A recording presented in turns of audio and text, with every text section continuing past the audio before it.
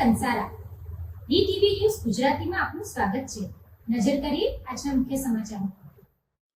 વાલિયા તાલુકામાંથી પસાર થતી કીમ નદીમાં આવેલા પૂરના કારણે અસરગ્રસ્તમાં થયેલા નુકસાનને ધ્યાનમાં રાખી પ્રથમ પ્રાથમિકતા તરીકે રાહત કાર્ય અંતર્ગત ભરૂચ જિલ્લા ભાજપ પ્રમુખ પ્રકાશ મોદી અને જિલ્લા મહામંત્રી પરેશ પટેલના હસ્તે અનાજ કીટનું વિતરણ કરવામાં આવ્યું હતું।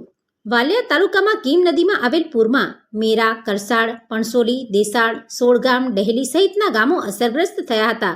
નદી કિનારાના નીચાણવાળા વિસ્તારોમાં આવેલા ઘરોમાં પાણી ભરાઈ જતા સ્થાનિક રહીશો મુશ્કેલીમાં મુકાયા હતા।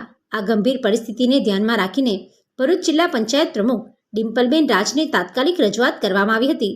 રજૂઆતના પગલે તેમણે પૂર અસરગ્રસ્ત પરિવારો માટે તાત્કાલિક ધોરણે અનાજ કીટની વ્યવસ્થા કરવામાં આવતા ભરૂચ જિલ્લા ભાજપ પ્રમુખ પ્રકાશ મોદી, જિલ્લા ભાજપના મહામંત્રી પરેશ પટેલ, જિલ્લા પંચાયત પ્રમુખ ડિમ્પલબેન રાજ, વાલિયા તાલુકા ભાજપ પ્રમુખ પૃથ્વીસિંહજી સહિતના આગેવાનોના હસ્તે 450 જેટલી અનાજની કીટનું જરૂરિયાતમંદ પરિવારોમાં વિતરણ કરવામાં આવ્યું હતું।